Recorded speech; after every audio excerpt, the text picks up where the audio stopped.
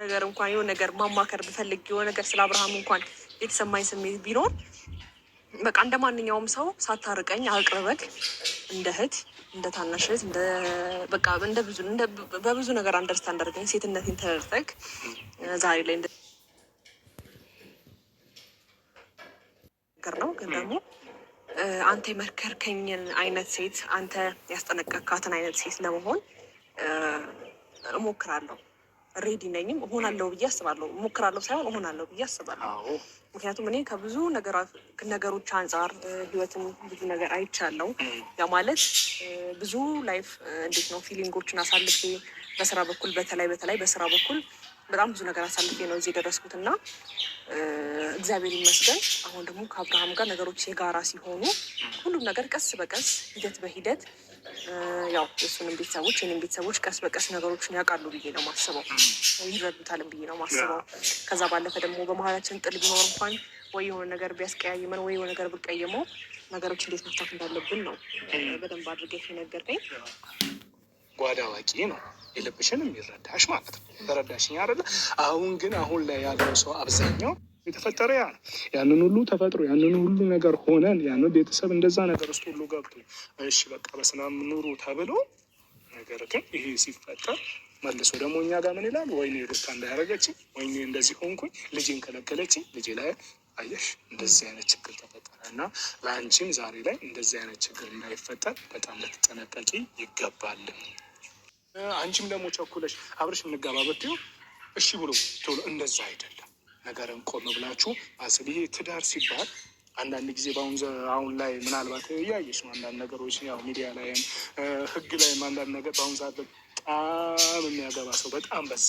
የሚያገባ ሰው እንደበዛ የሚፋታውም እጅግ በዛ።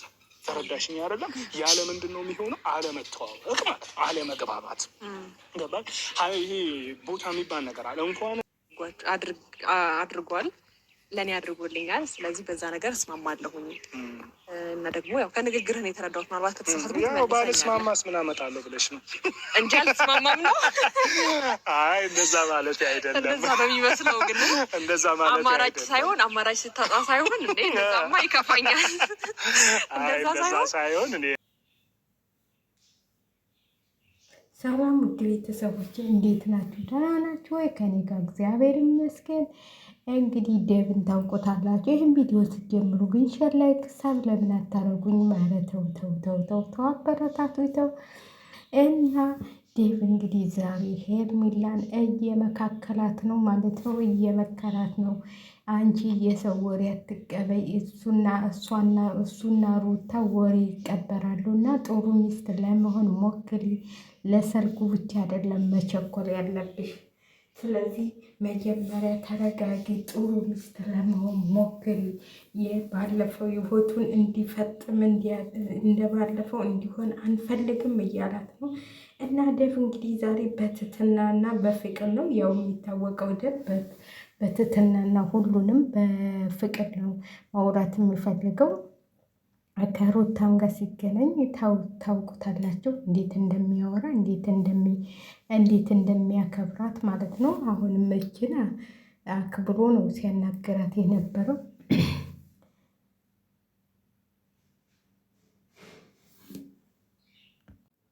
እና ውድ ቤተሰቦች እንግዲህ ተቀብሏታል ማለት ነው። ሁለት ሆኑላት ማለት ነው። እንግዲህ ጋሽዬም በግዴታቸው ይቀበላሉ፣ ሁሉም ይቀበላሉ። ያው ምንም ማድረግ አይቻልም።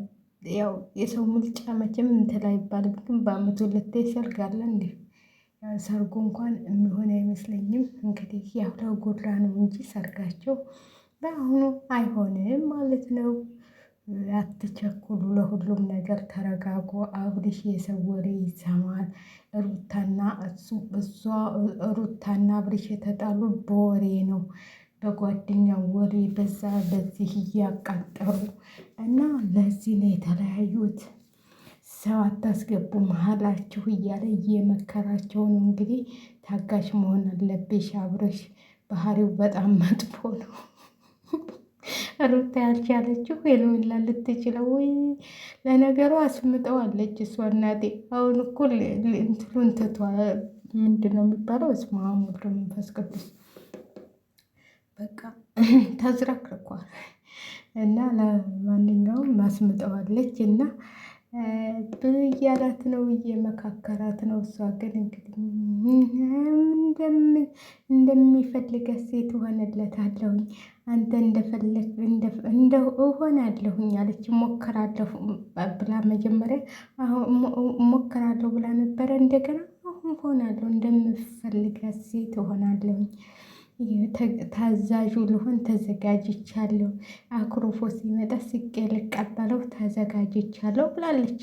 በጥፊ ሳይሆን በፍቅር ልቀበለው ተዘጋጅቻለሁ ብላ ቆጭ። እንግዲህ ያው ምንም ማድረግ አይቻልም። ማታ ደግሞ እናያለን ሌላ ቪዲዮ ማለት ነው። ሌላ ቪዲዮ ደግሞ ይለቀቃሉ፣ ጠብቁ። እንግዲህ ሉልዬንም ታቅፎ ነው የመጣው። ልደቱ ተከብሮለታል። የ6 ወሩ ያከበረለትም አቶ ደስታ ነው። እንግዲህ በጎን ደስታ ሆነ እንዲ አባቱን አልገባኝም። እኔ ይሄ ነገር አልገባኝም። ሩታዬ ምን ነው እንደዚህ ደስታ ፍቅር በፍቅር ሆነ? ይህን ልጅ ትንሽ ቆይቶ እኮ ልጅሽን ወደዛ ጣይ ሊልሽ ነው።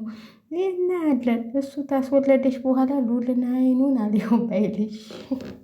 አዎ እንዴት ነው የምላችሁ? እንደዚህ በመጀመሪያ እፍ ብለው ይቀበሉና ከዛ ትንሽ ጊዜ በኋላ የሰው ልጅ ደግሞ ምን ይሰራል? የሰው ልጅ ከማሳደግ የውሻዎችን ለማሳደግ ይሻላል ይላሉ። ይችን ተረት ደግሞ እናውቃታለን። ስለዚህ እኔ በበኩሌ እናትና አባት ተለያይተው ልጅ ይደግ አልልም። እውነቴን ነው የምላችሁ። እኔ ይህንን ስለምፈራ ነው። ልጅ ተወልዶ ከዛ ያረባ እንትን ጋር ተሚሆን ተሚሰቃይ ቢቀርስ ብዬ የምለው ማለት ነው። ማለት እናንተ አሁን የልጁን እንትን አድርግ የራሳችሁን እንትን ነው ሁላችሁም እያመቻቻችሁ ያላችሁት እንጂ ስለ ልጃችሁ አብርሽም ሆነ ሩታ እየተጨነቃችሁ አይደለም። ሩታም ልጅ ትላለች እንጂ ለማስመሰል ውሸት ነው። ለልጇም በምንም ነገር የምትጨናነቀው ነገር የላትም። እናት የምትጨናነቅ ቢሆን እኔ ያ ሁሉ ነገር ሆኖ መቼም የተከሰተው ነገር ተከስቶ እንግዲህ እኔ ሁለቱም ለልጃቸው የሚጨነቁ አይመስለኝም። እውነቴን ነው የምላቸው። እናት ለልጇ የምትጨነቅ ቢሆን አሁን ይህን ያህል እንትን አትሄድም ነበር። ራሷን ችላ ቢያንስ ልጇ አመት እስከሚሆነው ድረስ እስከሚጠነክር ድረስ ራሷን ችላ ጀግና እናት ብትሆን፣ ግማሾቻቸው እሷ ጀግና ነች። ጀግንነቷ የሚታወቀው ልጇን የሆነ እንትን ስታደርስ ነው። የሆነ ደረጃ የሆነ እስቲ ዋት ማን ነበረ ስሟ? እስቲ ፍቅርን ዋት። አሁን እንግዲህ ሰሞኑን የምትለቀውን ቪዲዮ እያያቸው ነው። እስቲ ጀግንነቷን ዋት። ፍቅር ልጇን እንዴት እንዳሳደገቻት ከእሷ እንኳን መማር ትችላላችሁ። ሚዲያ ላይ ሳታወጣት 2 ዓመት ከምናምን እስከሚሆናት ድረስ ልጇን ትል እንኳን ሳትር እነሷ ነው እናት። እኔ ጀግና መላት ፍቅርን ነው። አሁን ሩታ አሁን ደስታ እንትላል ጥሉ እህቶቿ ደግሞ አሁን እየደወሉ ጥሉ ህይወት ላይ ነው።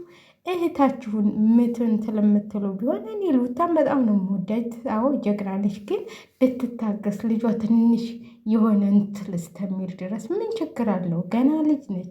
ገና ምንም እንትል ሳይላት ከአሁኑ ቸኮላ ይህን ሁሉ ውሳኔ ይህን ሁሉ እንደዚህ ጀግና እናት ማለት ልጇን የሆነ ባይሆን እንኳን ባይሆን 2 ዓመት ምናምን ባይሆነው